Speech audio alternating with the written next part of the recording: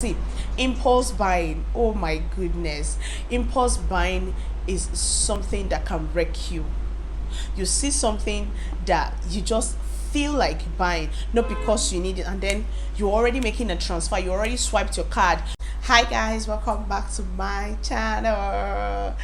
So guys, today's video is an interesting one. Let me ask you a question.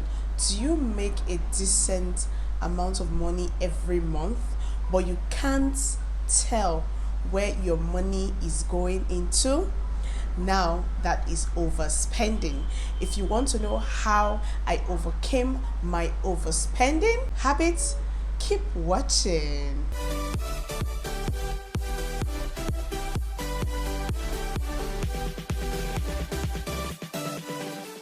Unfortunately, overspending is a very common thing.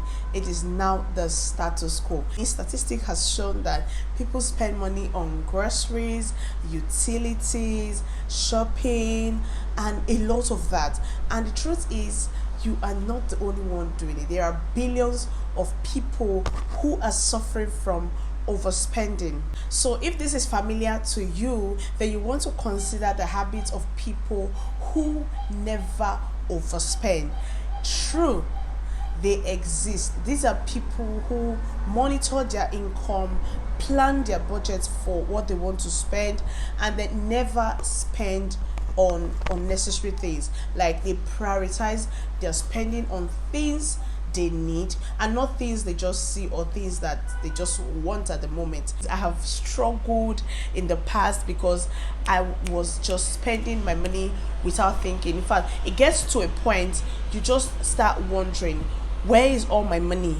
And then there are things everywhere that you end up not using, that you end up not needing, but you have actually bought them. That is the situation of people who overspend. You just spend money on things the way you feel like, not planning for the future. At the end of the day, things that you really need money for, you can't get money to buy these things or pay for these things. You do not have a savings. So if you're in the same boat with me, sit tight while we go into this video. So in this video, I'm going to give you 5 things that I did to overcome my excess spending. And number one is monitor your money. Now this works like crazy. You know how much you earn in a month, you know how much you're receiving. When the money comes, what you're going to do is budget a particular percentage for savings, budget a particular percentage for the month's expenses, budget a particular savings for maybe other things that you need money for, and then live within that money. No matter what, try and live within what you get. The truth is, see, you think you cannot survive it, but you actually can survive it. So make a budget of what you want to spend out of your monthly income and then stick to it. I've actually caught myself recently telling the fuel attendant, telling the store attendant, telling everybody that I can't afford it. Like I can't buy it, I don't need it. These are things that I say recently, and it kind of feels good. The truth is, the moment you step out of that place, you are fine. But in that moment, it looks as if you don't get this thing, you are not going to be all right. Have a detailed analysis of your money, like utility this amount, food this amount, data this amount. In fact, everything should be analyzed. By so doing, you don't have to worry about the things that you need to pay for because you already have it sorted out, and then you don't struggle to pay for things that you don't really need. So that is the advantage of monitoring your money. So that's number one thing. Number two is keep your home tidy. See, if you have a house that is full of clutter, things everywhere, it's a sign that you're overspending. Declutter your home, crave for space.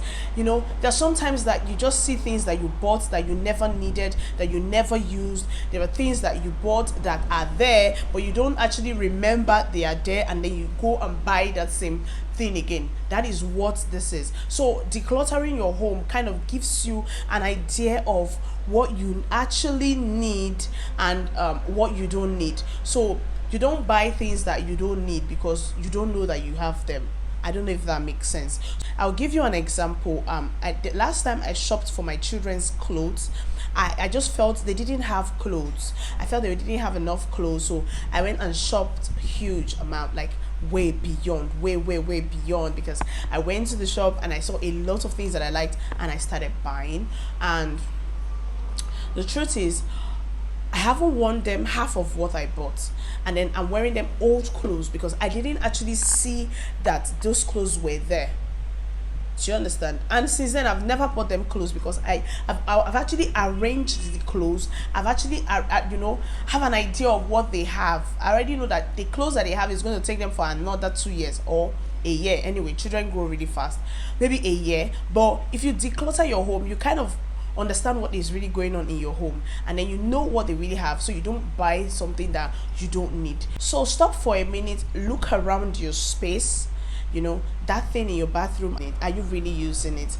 The thing in your kitchen, are you really, you bought it because it's fancy, you bought it because it's fancy, you bought it because it's fine, but you are really not using it. So if you declutter your home and crave for extra space, like you don't want everywhere to be rowdy, it's a way of overcoming overspending. Okay, now the third one is change your hobby. Now, I've heard people say that shopping is their hobby. Guys, if you have a hobby, you have to spend money to be happy, then something is wrong.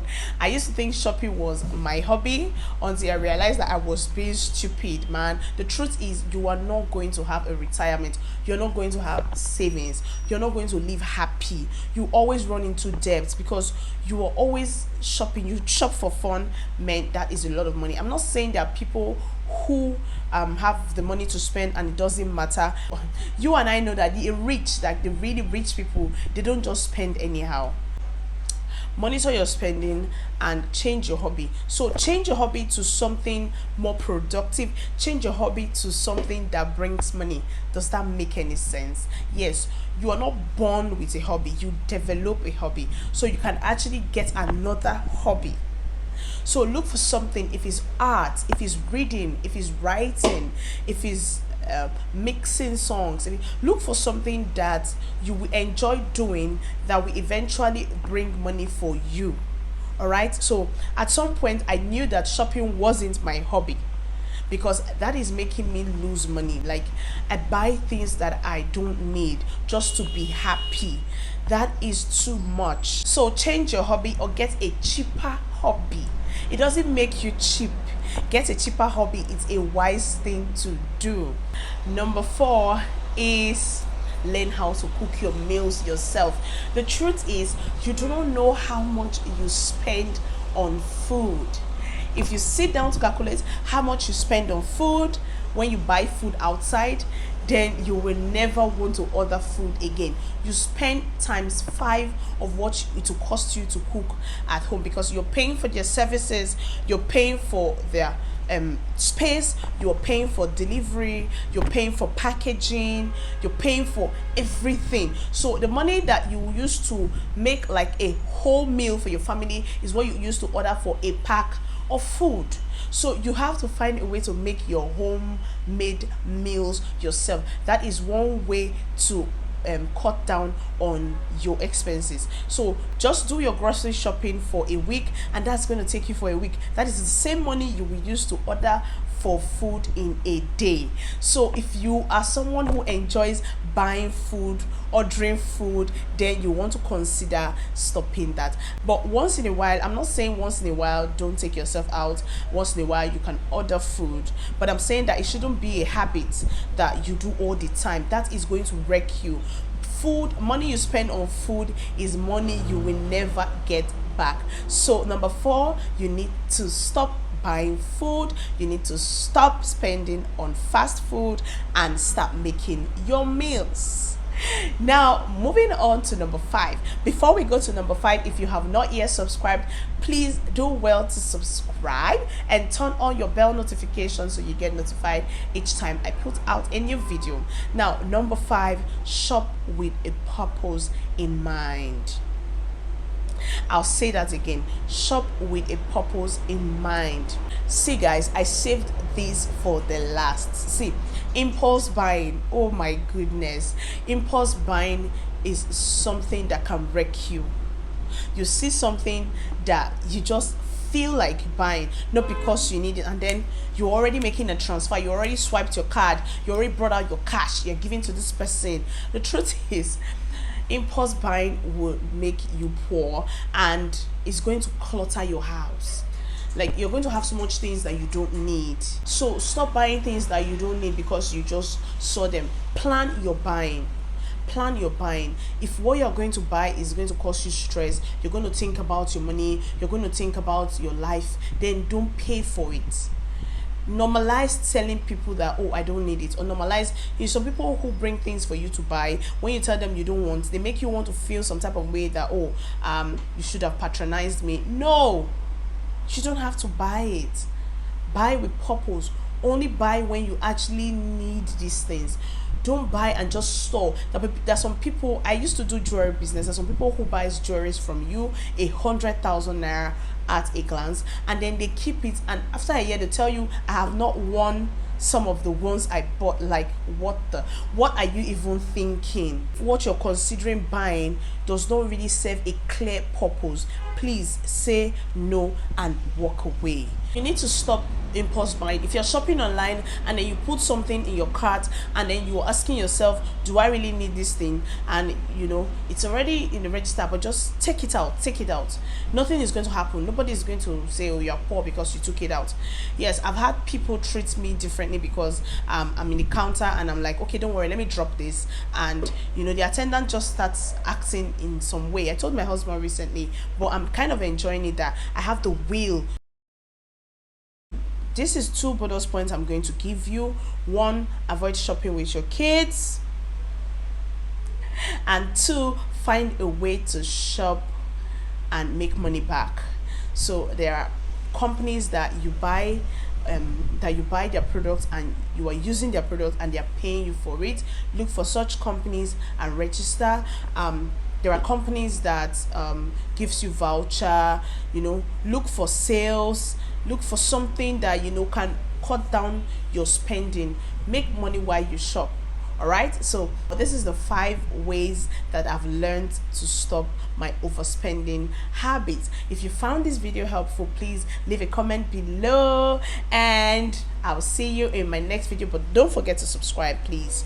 Don't forget, like and share this video to your friends who you think needs to see it. The truth is, almost everybody is suffering from overspending. All right, but these 5 tips has worked for me and I hope it works for you too. I'll see you guys in my next video.